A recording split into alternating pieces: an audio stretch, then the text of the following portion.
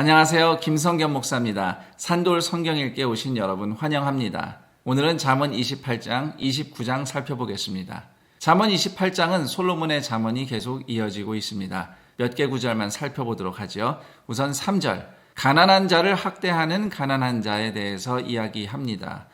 통념에 의하면 부자는 나쁘고 가난한 서민은 선하다, 착하다, 이렇게들 이야기합니다만, 또는 그러기를 바랄 겁니다. 아마도.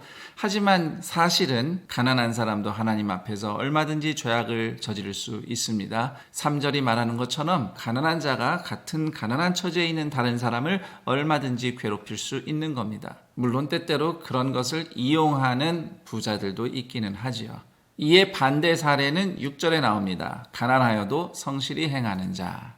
그 다음 8절, 중한 별리로 자기 재산을 늘리는 것은 가난한 사람을 불쌍히 여기는 자를 위해 그 재산을 저축하는 것이니라.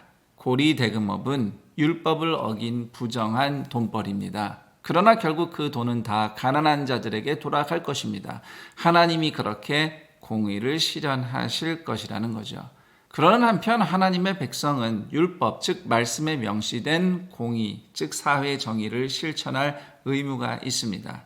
하나님은 하나님이 하실 일을 하시고 하나님의 백성은 자신들이 해야 할 일을 하는 것입니다. 그 다음 11절, 부자는 자기를 지혜롭게 여기나 사람은 가진 게 많으면 스스로 훌륭하다, 옳다고 여깁니다. 더군다나 사회에서도 많이 가진 사람을 훌륭한 사람으로 대우해 주는 경우도 많이 있죠. 그러나 정말 훌륭한 사람은 자기 자신을 살펴 아는 사람입니다. 하나님 앞에서 겸손한 사람이에요. 18절, 성실하게 행하는 자는 구원을 받을 것이다 라고 말씀하고 있는데, 여기서 성실하게 행하는 자는 히브리어 원문의 의미를 살펴보면 흠 없이 걷는 자입니다. 하나님만을 의지하고 그분의 의로운 길에 순종하는 사람을 일컫는 말이죠. 구약 성경에서 흠없다고 하면 물론 본인의 깨끗한 행실도 있지만 근본적으로 하나님만을 의지하는 믿음이 강조된 표현입니다. 흠없다 인정받은 욥도 희생 제사가 필요했던 인간에 불과했죠. 그런 우리를 위해서 예수님이 이 땅에 오셨고 십자가 지심으로 흠없는 삶과 순종을 완성하셨고요. 그 예수님을 믿는 우리 모두가 예수님의 흠없는 삶에 합쳐진 겁니다. 그리고 오늘 그 믿음으로 한 걸음씩 순종하며 살아가는 거예요. 완전하진 않지만 예수님을 의지하는 믿음으로. 그렇게 산 삶은 결국 하나님 앞에서 십자가의 은혜를 통해 흠 없는 삶으로 인정받고 구원의 완성과 영광을 누리게 됩니다. 그 다음 19절, 20절은 함께 연결된 구절이에요. 성실한 경제 활동에 대한 말씀인데, 자기 토지를 경작한다는 것은 가진 것으로 최선을 다해 성실히 일한다는 뜻입니다. 이런 사람이 20절이 말하는 충성된 자죠. 충성, 히브리어로 에무나, 신실함이라는 의미가 있는 단어이기도 합니다. 가진 것으로 수고하는 사람은 하나님께 신실한 삶을 사는 겁니다. 반면 19절에 나온 것처럼 빨리 부자가 되려는 욕심은 결국 20절 방탕으로 이어지는 겁니다. 21절, 사람의 낯을 보아 주는 것은 좋지 않다. 그 사람의 얼굴을 봐서 호의를 베푸는 것은 결코 선한 일이 아니죠.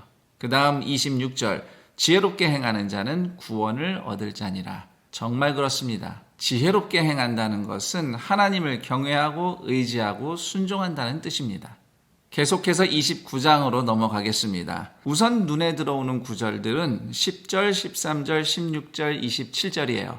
이 잠언들은 비록 세상이 하나님의 주권 아래 있지만 반드시 모든 게 우리의 기대처럼 정의롭게 돌아가지는 않는다는 세상의 현실을 반영하고 있습니다. 예를 들어서 10절, 피 흘리기를 좋아하는 자는 온전한 자를 미워하고 정직한 자의 생명을 찾느니라. 그러나 16절, 의인은 그들의 망함을 보리라는 말씀처럼 하나님의 최종 심판이 있다는 소망과 믿음으로 성도는 이런 세상도 살아낼 수 있습니다. 그리고 13절, 가난한 자와 포악한 자가 세상에 함께 섞여 살지만 하나님은 그 모두의 눈에 빛을 주신다고 말씀하고 있는데, 선인과 악인을 가리지 않고 보편적인 은총을 베푸시는 하나님의 마음, 그 자비하심을 아는 것이 성도의 지혜라고 하겠습니다. 그리고 5절로 되돌아가 보면 아첨은 상대의 발 앞에 그물을 치는 것과 같다고 말씀하고 있는데, 아첨은 그 사람의 실체보다 더 뛰어나다고 치켜 세우며 설득하는 것이죠. 거기에 넘어가면 인생 망하는 겁니다. 그래서 아첨은 그 사람을 망하도록 그물을 치는 거예요. 그 다음 7절, 악인은 가난한 자의 사정을 알아줄 지식이 없다. 하나님의 자비하심을 모르는 무지함에 대한 말씀입니다. 무지함도 죄악입니다. 그리고 9절, 지혜로운 자와 미련한 자가 다투면 끝이 없다.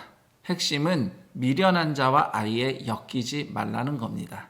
그 다음 11절, 어리석은 자는 분노를 드러내지만 지혜로운 자는 분노를 억제한다는 말씀이 나오는데, 지혜로워도 화가 날 땐 나죠. 하지만 화를 통제합니다. 다시 말해서 화는 나도 화를 내지 않기로 선택할 수 있는 겁니다.